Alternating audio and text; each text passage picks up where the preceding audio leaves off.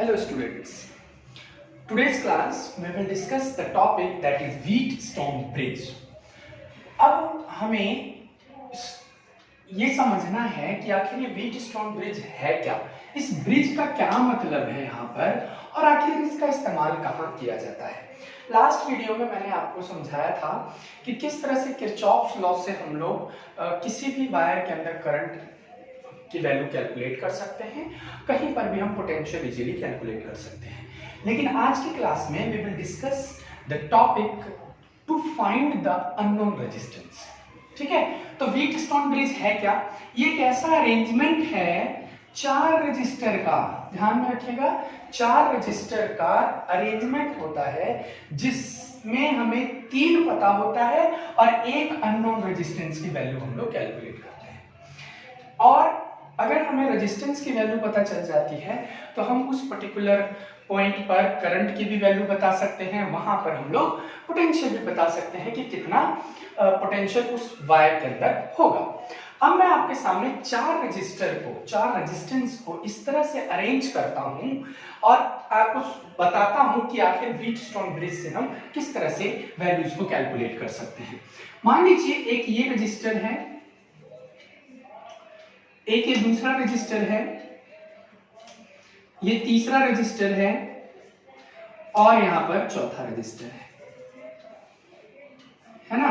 अभी आपको समझ में आ रहा है कि चारों जो है वो किस में है, सीरीज में कनेक्टेड है। मान लिया मैंने यहां पर ये P है, ये Q है, ये R है और ये S है। P Q R S ये इसकी रेजिस्टेंस की वैल्यू है, मतलब इसका कितना रेजिस्टर है, रेजिस्टेंस है, उसकी ये वैल्यू है। अब मैंने क्या किया, एक वायर यहां से लगा दिया, एक वायर यहां से लगा दिया।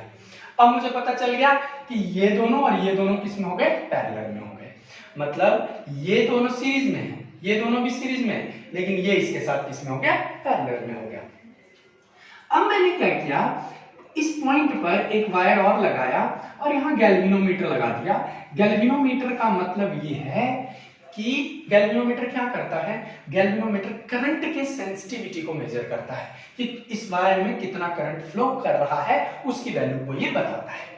नाउ अब हम क्या करते हैं, यहां से एक बैटरी लगा देते हैं, ये पॉजिटिव टर्मिनल और ये नेगेटिव टर्मिनल, और इसको इस तरह से हम कनेक्ट कर देते हैं। मैंने कहा कि ये व्हीटस्टोन ब्रिज है, तो व्हीटस्टोन ब्रिज में क्या होता है, P अपॉन Q मतलब P अपॉन Q मतलब इन दोनों के रेजिस्टेंस का रेशियो, इन दोनों के रेजिस्टेंस के रेशियो के बराबर होता है, R अपॉन S के बराबर होता है। ये एक साइंटिस्ट ने कहा था और यही बताता है व्हीटस्टोन ब्रिज, यानी P upon Q is equal to R upon S। ये तभी होगा जब इन दोनों का रेशियो इक्वल होगा। क्लियर? अच्छा, अब मैंने तो ये कह दिया कि P upon Q is equal to R upon S, लेकिन क्या हम ये प्रूव कर सकते हैं P upon Q is equal to R upon S? तो yes, we can easily calculate. कैसे कैलकुलेट करेंगे? हम इसको कैलकुलेट करेंगे किरचॉफ्स लॉ के हिसाब से। जो किरचॉफ्स ने जो रूल हमें बताए थे उसके अकॉर्डिंग हम इसको सॉल्व करने की कोशिश करेंगे। तो मान लीजिए इस पॉइंट को मैंने A पॉइंट मान लिया, यहां पर B पॉइंट मान लिया, इसको मैंने C मान लिया, इसको मैंने D मान लिया। ओके, नाउ यहां से सपोज कीजिए I करंट फ्लो कर रहा है, यहां I करंट गया, तो बेटा करंट जब यहां से I गया तो इस जगह पर चला गया, मान लीजिए I1, तो इधर कितना हो जाएगा, I माइनस I1। यस और नो? क्योंकि यहां I करंट आया, अब इधर I1 चला गया, तो इधर कितना, इधर तो जो बच गया वही जाएगा ना, कितना बच गया, I माइनस I1। इस पॉइंट पर हम आए, इस पॉइंट पर आने के बाद मान लीजिए यहां से IG करंट फ्लो कर रहा है। IG मतलब मैंने गैल्वेनोमीटर को कंसीडर किया कि इस वायर के अंदर IG करंट अगर फ्लो कर रहा है तो इधर कितना फ्लो करेगा, I1 minus IG। Got it? Now इस पॉइंट पर अब हम आ जाते हैं, यहां से देखिए I1 माइनस I1 आ रहा है और इधर से IG आ रहा है, तो इस वायर में कितना करंट आएगा, I minus I1 plus IG।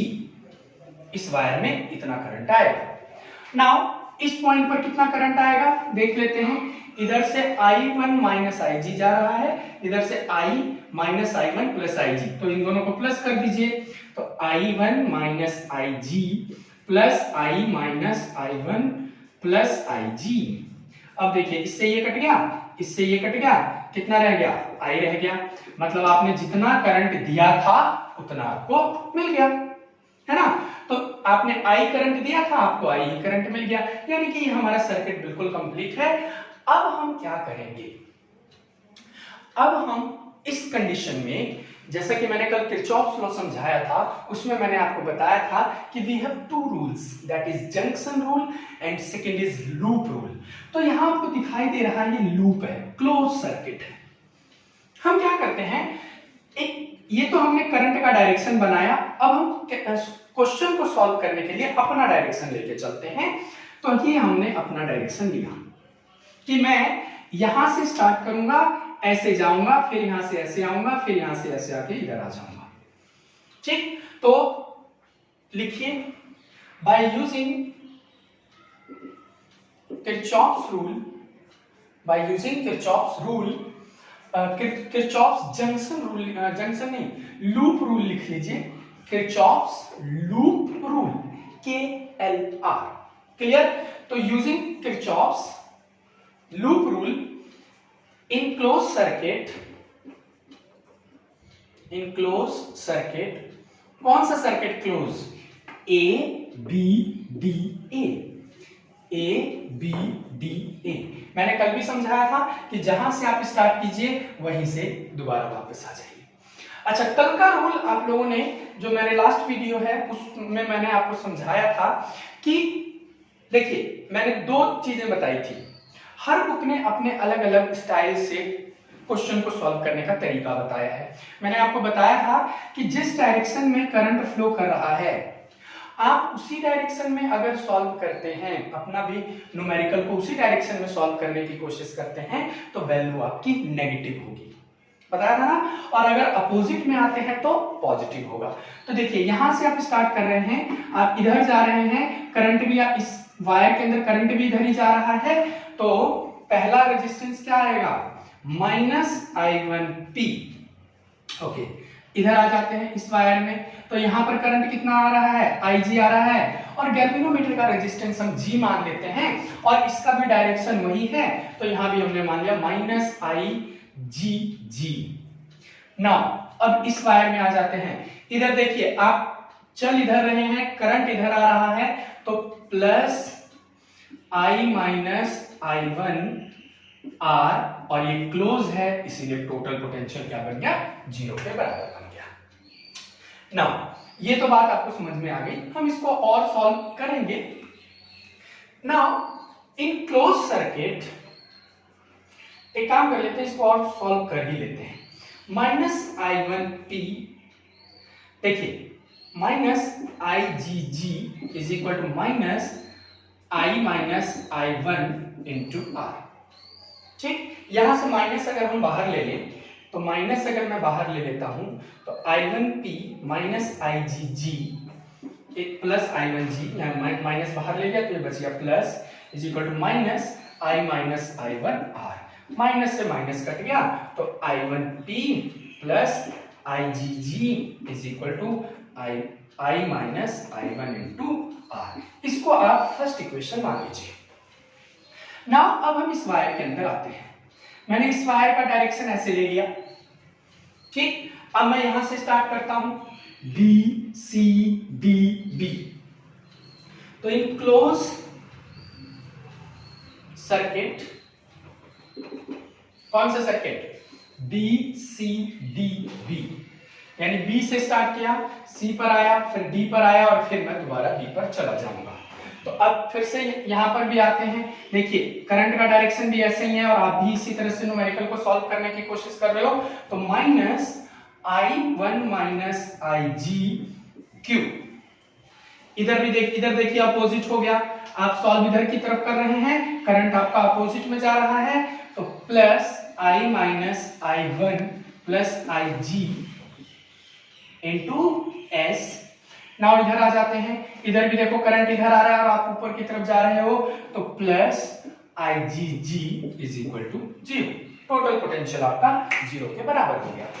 अच्छा, अब एक चीज ध्यान में आपको ये रखना है कि क्योंकि ये बैलेंस्ड है, बैलेंस का मतलब होता है कि जो इन दोनों का रेशियो इन दोनों के रेशियो के बराबर। बैलेंस वर्ड जहां पर भी दे दे तो आप समझ लीजिए कि इस वायर के अंदर कोई भी करंट फ्लो नहीं कर रहा, यानी अगर इस वायर में करंट नहीं फ्लो कर रहा तो जहां जहां मुझे Ig की वैल्यू दिखाई दे रही है वहां पर मैं 0 पुट कर देता हूं।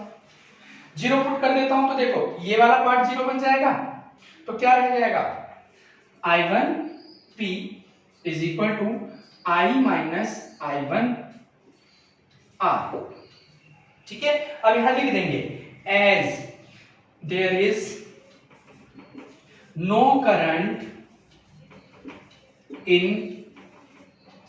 गैल्वेनोमीटर, या करंट इन, चलो गैल्वेनोमीटर लिख लो, गैल्वेनोमीटर, देन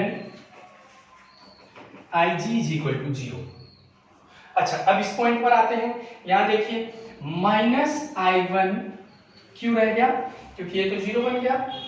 नाउ प्लस ये 0 बन गया ना, तो क्या रह जाएगा I minus I1 Q, sorry S, I am very very sorry, that is S, है ना, और ये भी 0 बन गया इज इक्वल टू 0। अब इसको इधर लेके आ जाते हैं, तो minus I1 Q is equal to minus I minus I1 S, minus minus cut गया तो I1 Q is equal to I minus I1 into S।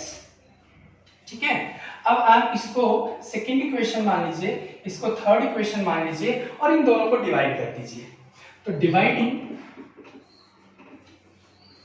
Equation second and third, तो आपको क्या मिल जाएगा, I1P upon I1Q is equal to I minus I1R divided by I minus I1S।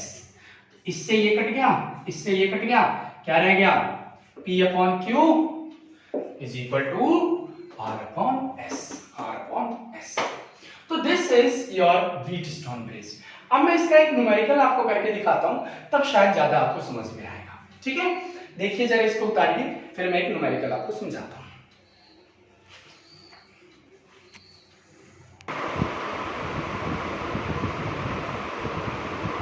Now see, this is a diagram which represent, ये एक circuit है हमारा जिसमें ये मेरा पॉइंट A है, ये मेरा पॉइंट B है। ठीक है, एक यहाँ रेजिस्टेंस है, एक यहाँ रेजिस्टेंस है, एक यहाँ रेजिस्टेंस है, एक यहाँ रेजिस्टेंस है और एक बीच में यहाँ पर रेजिस्टेंस है। अब मुझे कैलकुलेट करना है इक्विवेलेंट रेजिस्टेंस। इक्विवेलेंट रेजिस्टेंस आप लोग ऑलरेडी पढ़ चुके हो, लेकिन अब यहाँ पर समस्या ये है कि हम पैरेलल सीरीज से इसको सॉल्व कैसे करें। चलो हम ये देख लेते हैं, ये दोनों पैरेलल है, ओके, ये दोनों पैरेलल है, ओके, फिर ये क्या है, इसको कैसे सॉल्व करेंगे। तो हम क्या करते हैं, इसको, इस सर्किट को थोड़ा सा व्हीटस्टोन ब्रिज से लिंक करने की कोशिश करते हैं।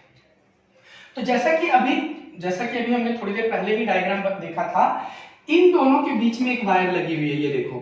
तो इधर हमने ऐसे बनाया, एक वायर ऐसे कर दिया, दूसरी वायर ऐसे कर दिया, ये देखो, ये है ना, ये दोनों, यानी R, this is R।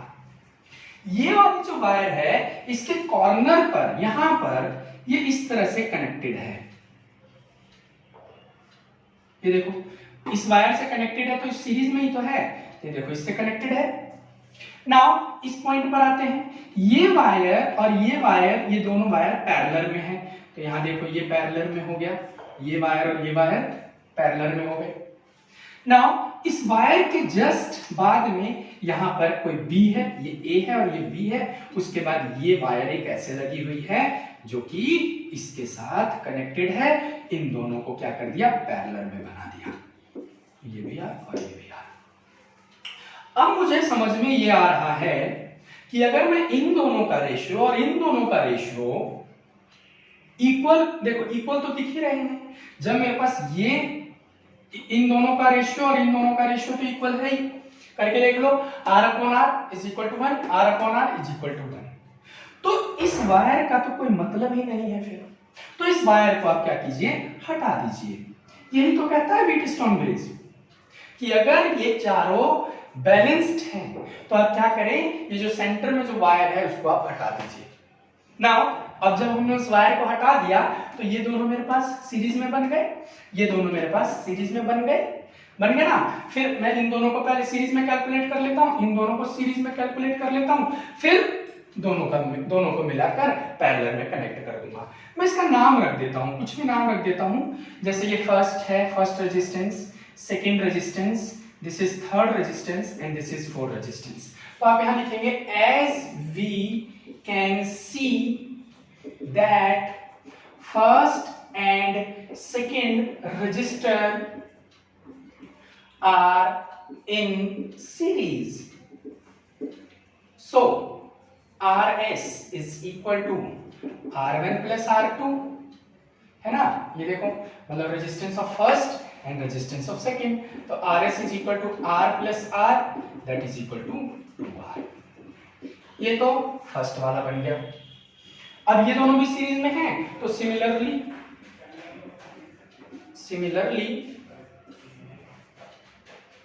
Second and third register are also in series, तो इसका भी क्या बनेगा, ये RS1 बना देते हैं, इसको RS2 बना देते हैं, ये भी बेटा 2R के बराबर बनेगा। अब जब हमने इसको कंबाइन कर दिया तो हमारा अगला सर्किट कैसा बनेगा, ये देखो ये ऐसे